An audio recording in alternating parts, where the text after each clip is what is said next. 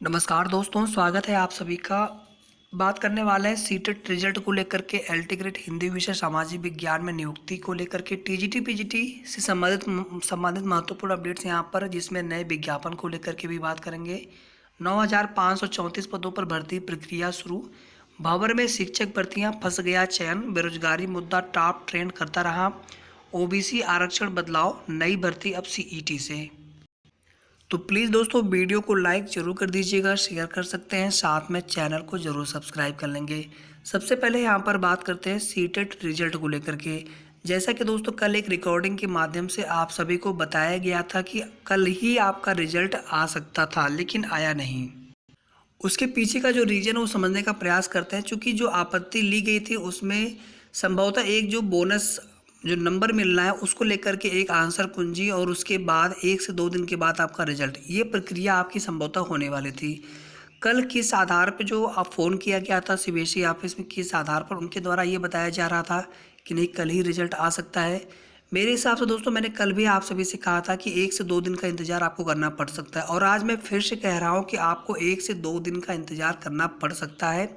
बाकी आप देखेंगे बहुत सारे फर्जी खबर कि रिजल्ट आ गया वगैरह, और वो अलग अलग फॉर्मेट दिखाते रहते हैं। जो आपने पहले OMR sheet scan copy download किया होगा, तो ये सब फर्जी खबरें चलाई जाती है। आप उनसे थोड़ा सा दूरी बनाए रखें। जो भी ऑथेंटिक सही जानकारी होगी आप सभी को हमारे द्वारा प्रोवाइड करा दी जाएगी। इसके बाद देखिए दोस्तों, पंचायत चुनाव की अधिसूचना से पहले एलटी ग्रेड में हिंदी व सामाजिक विज्ञान विषय के शिक्षकों को मिलेगा नियुक्ति पत्र। तो राजकीय इंटर कॉलेजों के लिए एलटी ग्रेड हिंदी एवं सामाजिक विज्ञान के चयनित शिक्षकों को नियुक्ति देने की राह में आ रही अड़चन दूर करने के लिए कल बृहस्पतिवार को प्रतियोगी छात्र मोर्चा के प्रतिनिधियों ने उप मुख्यमंत्री डॉक्टर दिनेश शर्मा से लखनऊ में उनके आवास पर मुलाकात की। प्रतियोगी छात्र मोर्चा की तरफ से उप मुख्यमंत्री जी को बताया गया कि शिक्षा निदेशालय में बड़ी अड़चन के चलते दोनों विषयों की नियुक्ति अधर में लटकी पड़ी है। वहीं उप मुख्यमंत्री जी की तरफ से छात्रों को आश्वासन दिया गया कि सरकार का पूरा प्रयास होगा कि पंचायत चुनाव की अधिसूचना से पहले, यहाँ पर देख लीजिएगा, पंचायत चुनाव की अधिसूचना से पहले एलटी ग्रेड में हिंदी व सामाजिक विज्ञान विषय के शिक्षकों को नियुक्ति दे दिया जाएगा। अगर ऐसा होता है तो इन अभ्यर्थियों के लिए बड़ी राहत, बड़ी खुशखबरी होगी। अदरवाइज फिर 1 से 1.5 महीने के लिए इन्हें और इंतजार आगे करना पड़ सकता है। भंवर में शिक्षक भर्तियां, फंस गया चयन। टीजीटी पीजीटी की बात की जा रही है। 2020 शुरू करने के लिए भले ही आयोग को शासन के निर्देशों का इंतजार हो, लेकिन वास्तविक तस्वीर इससे कुछ उलट है। जो भर्तियां वर्षों से लंबित है उन्हें भी पूरा करने में माध्यमिक शिक्षा सेवा चयन बोर्ड उत्तर प्रदेश तत्पर नहीं है। हाई कोर्ट और नियमों की आड़ लेकर भर्तियों को लटकाया जा रहा है, जबकि प्रतियोगी परेशान है। आप देखिएगा 2011 जो प्रधानाचार्य भर्ती है लंबे समय से हाई कोर्ट के आदेश से लटकी रही, और अब जब 2014 के शासनादेश से इनका इंटरव्यू शुरू कराया गया था, परिणाम भी घोषित किया गया था, लेकिन उसके बाद 6 मंडलों का जो है निरस्त कर दिया गया।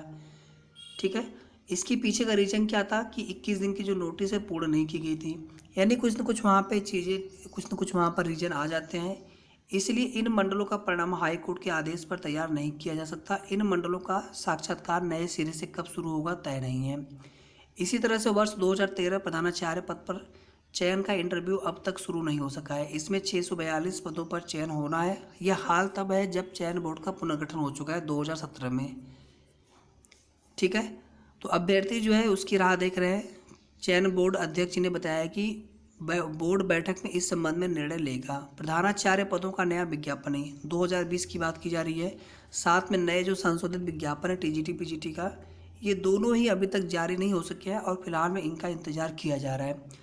शासन का हलफनामा बोर्ड में 2016 की प्रशिक्षित स्नातक शिक्षक यानी टीजीटी जीव विज्ञान विषय की लिखित परीक्षा अब तक नहीं हो सकी है। इस संबंध में शासन ने हाई कोर्ट में हलफनामा देकर कहा था कि वो विज्ञापित पद निरस्त होंगे, उनकी भर्ती कराई जाएगी। दरअसल चयन बोर्ड ने ही विज्ञापित पदों में से जीव विज्ञान के पद निरस्त किए थे, इसलिए शासन की पहल के बाद भी लिखित परीक्षा कराने की तारीखें जो है तय नहीं की जा रही है। असिस्टेंट प्रोफेसर वाली भर्ती कल से शुरू हो चुकी है। हालांकि ऑनलाइन आवेदन में थोड़ी समस्याएं आ रही थी, तो आप लोग कर लीजिएगा जो भी एलिजिबल अभ्यर्थी होंगे, थोड़ा समय आपके पास है। और ये देखिए यहाँ पर विषयवार पदों की संख्या यहाँ पर दिया गया है। ठीक है, और सबसे जो ज़्यादा पद है आपके हिंदी विषय में है। इसके बाद देखिए दोस्तों, कल जो है उत्तर प्रदेश में दरोगा भर्ती के लिए 9,534 पदों पर भर्ती का नोटिफिकेशन तो जारी कर दिया गया, लेकिन आवेदन जो है 1 अप्रैल से लिए जाएंगे। साथ ही साथ जो विज्ञापन है किसी भी स्तर पर निरस्त किया जा सकता है, रिक्तियों की संख्या घटाई या फिर बढ़ाई जा सकती है। आयु सीमा में कोई बदलाव नहीं किया गया। 2016 के बाद से 5 वर्ष के बाद ये भर्ती आ रही है और आयु सीमा पहले की तरह ही 21 से 28 वर्ष रखा गया है। नेगेटिव मार्किंग को लेकर के कुछ लोग पूछ रहे थे, आपको बाद में कंफर्म करा दिया जाएगा। हालांकि पिछली बार अगर आप देखेंगे नेगेटिव मार्किंग नहीं था। मैं आपको बिल्कुल क्लियर करना चाहता हूँ, नेगेटिव मार्किंग पिछली बार नहीं था, इस बार भी नहीं हो सकता है, क्योंकि जो क्राइटेरिया रखा गया है सेक्शनल पिछली बार था 50% का, इस बार 35% का रखा गया है, ओवरऑल 50%, जबकि पिछली बार ओवरऑल कुछ ऐसा कंडीशन नहीं था, केवल सेक्शनल था 50%। तो इस बार ओवरऑल 50% रखा गया है। आपके अंक आने चाहिए तो ही आप आगे जो फिजिकल आपका होगा उसके लिए डॉक्यूमेंट वेरिफिकेशन और फिजिकल के लिए आप पात्र होंगे, अदरवाइज नहीं होंगे। सेक्शनल भी आपका 35% चारों सेक्शन में आने चाहिए। हिंदी के 100 अंक, जहाँ से 35% यानी 35 अंक हो गया सीधे सीधे।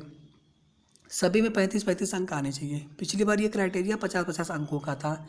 ठीक है, इसके बाद मूल विधि, संविधान और सामान्य ज्ञान का सेक्शन है 100 अंक, फिर रीजनिंग का 100 अंक है, फिर आपका मैथमेटिक्स उसका 100 अंक है। कुल मिलाकर के 400 अंकों का पेपर और ऑनलाइन पेपर होगा, 2 घंटे की आपकी परीक्षा होगी। ठीक है, तो इसमें आपका जो है पीएससी में उप निरीक्षक नागरिक पुलिस में, साथ में प्लेटून ये आपका अग्निशमन द्वितीय अधिकारी, ये तीनों मिलाकर के कुल 9,534 पदों पर भर्ती का विज्ञापन यहाँ पर जारी हुआ है। इसके बाद जो आरक्षण के नियम है उसके अकॉर्डिंगली यहाँ पर सीटों का बंटवारा हुआ है। ईडब्ल्यूएस के लिए भी 10% सीटों का बंटवारा किया गया है, 902 पद। क्षैतिज आरक्षण भी लागू किया गया है 20% महिलाओं के लिए, साथ में फ्रीडम फाइटर और एक्स सर्विस मैन के लिए भी कोटा है। यूपी ट्रिपल से अभी भी कई रिजल्ट का इंतजार है, कुछ भर्तियां आनी है। पीईटी के चक्कर में इन भर्तियों को लटकाया जा रहा है, उसका भी विरोध हो रहा है। वहीं पर कई सारे परिणाम के अलावा कई सारे परीक्षाएं भी करवाई जानी बाकी हैं। तो ये सब चीज़ें अगर यूपी ट्रिपल पिछले देखिए 1 सवा साल से कुछ भी नहीं करवा रहे हैं, तो पहले इन्हें इन कार्यों को पूरा करना चाहिए। और देखिए अभ्यर्थी परेशान है, आपकी क्या समस्या, आप क्या करना चाहते हैं आपको सब पता है, ठीक है, लेकिन अभ्यर्थी परेशान है, हम क्या करें, हमारी समस्या कौन सुनने वाला है। वही देखिए आप बैंकों में जो है रिक्तियों की संख्या दिन प्रतिदिन घटती जा रही है। अब बताया जा रहा है कि सीईटी के बाद ये भर्तियां होंगी, इसी तरह से और भी जो अन्य भर्तियां हैं सीईटी के बाद ही करवाई जाएंगी। फिर देखिए जो ओबीसी आरक्षण है 5 श्रेणियों में इसका बंटवारा होना है। आंध्र प्रदेश में ओबीसी की करीब 150 जातियाँ और अन्य पिछड़ा वर्ग को मिलने वाले जो आरक्षण का लाभ है इसमें सभी जातियों को तक जो शामिल इसमें जातियाँ उन तक पहुँचाने के लिए सरकार भले ही पूरी तरह से तैयार है, लेकिन इसकी फार्मूले पर बात कहीं न कहीं अटक रही है। तो इस काम में जुटे जस्टिस रोहिणी कमीशन की नज़र देश के उन 11 राज्यों पर टिकी है जहाँ इसे अमल में लाया गया है।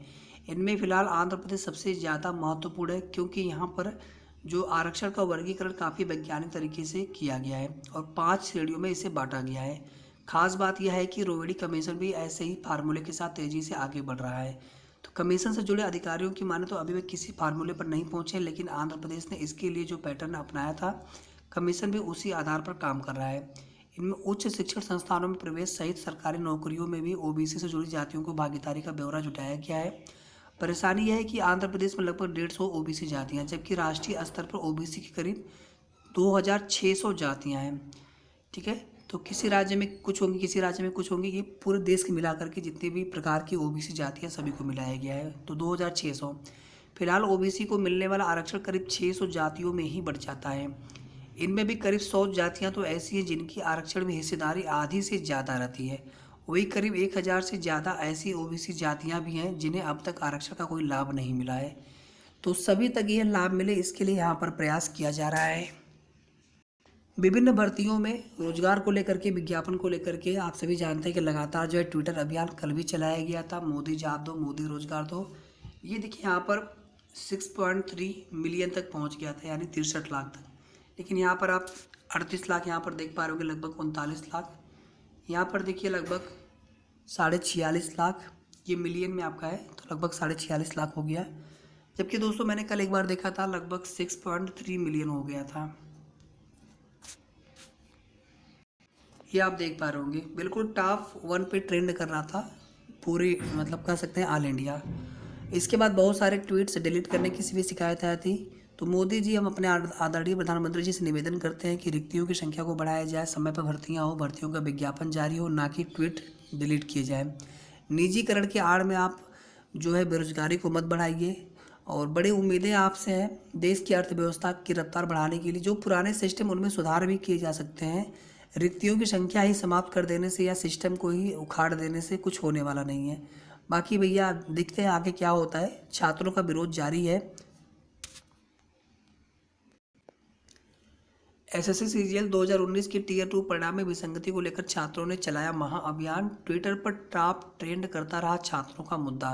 दोपहर तक पूरे देश में सबसे टॉप पर ट्रेंड कर रहा था। एसएससी मध्य क्षेत्र को सीजीएल टीयर 2 के परिणाम को लेकर आपत्ति दर्ज करा चुके अजीत कुमार का कहना है कि सोशल मीडिया पर उनका अभियान तेजी पकड़ रहा है। ग्रीवांस सेल के गठन की मांग। फिलहाल दोस्तों इस वीडियो के माध्यम से इतना ही। और आगे की जो भी ऑथेंटिक सही जानकारी होगी आप सभी को समय समय पर साथ में आप लोग पढ़ाई करते रहिए। हमारे साथ भी आप लोग ज़रूर जुड़े रहें। तो चैनल को भी ज़रूर सब्सक्राइब कर लीजिएगा। Thank you so much. Thanks for watching.